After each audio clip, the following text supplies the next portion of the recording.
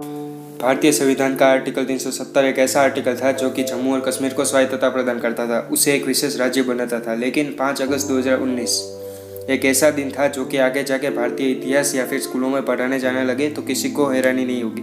अब आप ये सोच रहे होंगे कि ऐसा क्या हुआ था इस दिन। दरअसल इस दिन आर्टिकल 370 को हटाया गया था। हाँ, उसे हटा दिया। दरअसल इस दिन राज्यसभा में प्रस्ताव रखा गया कि आर्टिकल 370 को हटा के जम्मू कश्मीर को 2 भागों में विभाजित करके केंद्र शासित प्रदेश बनाया जाए, और ऐसा ही हुआ।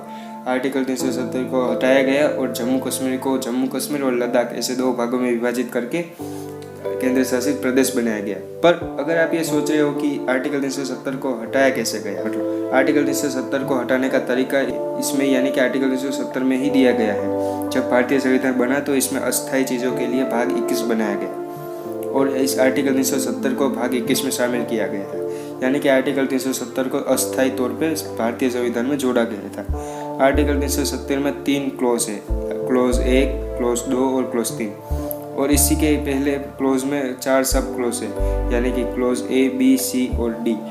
इसके B सब क्लॉज में हमें बताया गया कि जम्मू कश्मीर पर भारतीय संसद की क्या शक्तियाँ होगी, और C सब क्लॉज में बताया गया कि जम्मू कश्मीर पर भारतीय संविधान का आर्टिकल 1 और आर्टिकल 370 ही लागू होगा। मतलब आर्टिकल 1 और आर्टिकल 370 के अलावा भारतीय संविधान का कोई भी हिस्सा जम्मू कश्मीर पर लागू नहीं होगा। इसके डी सब क्लॉज में बताया गया कि अगर जम्मू कश्मीर पर भारतीय संविधान का कोई और आर्टिकल लागू करना होगा तो कैसे किया जाएगा।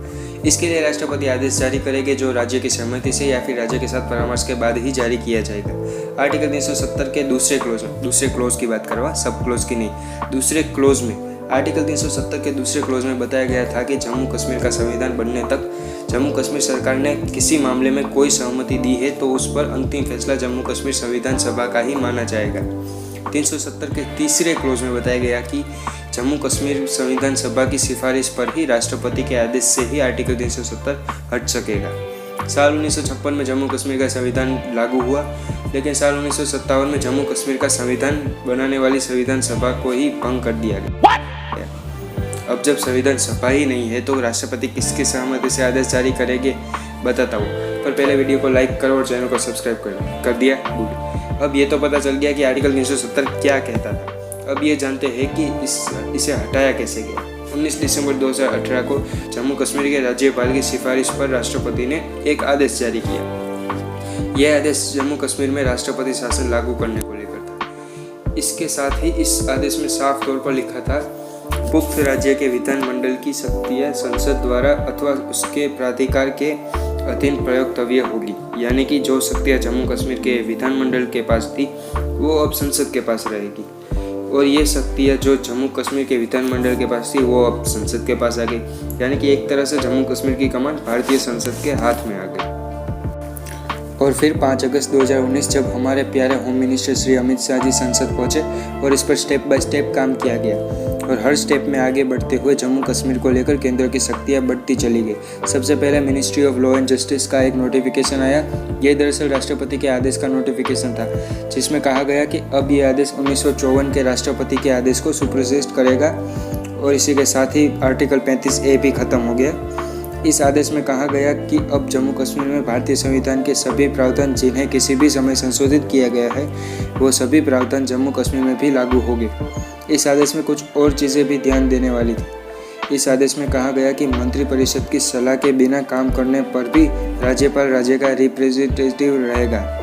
यानी जो राज्यपाल कहेगा वही राज्य की बात होगी। फर्क नहीं पड़ता उसने मंत्रिपरिषद के साथ सलाह मशवरा किया या नहीं किया, राज्यपाल ही राज्य का रिप्रेजेंटेटिव रहेगा, और राज्यपाल कहेगा वही राज्य की बात होगी। और आर्टिकल 370(3) में जो भी संविधान सभा का जिक्र है उसे जम्मू कश्मीर की विधानसभा माना जाएगा। इसी आदेश की जानकारी अमित शाह ने 5 अगस्त 2019 को राज्यसभा को दी, और इसी के साथ ही अमित शाह ने रिजोल्यूशन पेश कर दिया, जिसमें कहा गया कि आर्टिकल 370(3) के तहत दी गई शक्तियों के आधार पर भारत की संसद की सिफारिश से भारत के राष्ट्रपति घोषित करते हैं कि आर्टिकल 370 के सभी हिस्से अब से समाप्त हो जाएंगे, सिर्फ पहला हिस्सा ही बचेगा।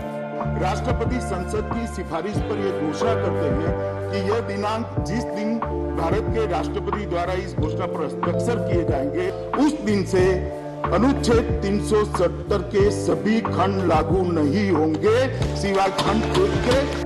और इसी के साथ आर्टिकल 370 ख़त्म हो गया। तो आई होप तुम लोगों को समझ आ गया होगा कि ये कैसे हटा आर्टिकल 370।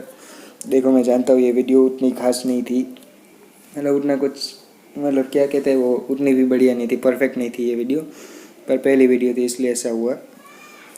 तो अगर आप लोगों को समझ आ गया है कि क्या था ये तो ठीक है, अगर नहीं समझ आए तो दोबारा जाके वीडियो देख लो, कोई टेंशन की बात नहीं है।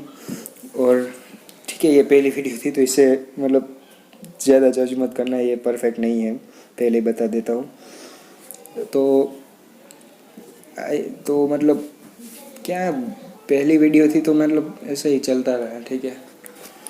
तो क्या आप लोगों को जब समझ आ ही गया होगा, मैं कुछ नहीं बोलना चाहता, मैं बस इतना कहना चाहता हूँ कि गुड बाय। और जाते जाते वीडियो को लाइक करना और चैनल को सब्सक्राइब भी कर देना प्लीज़।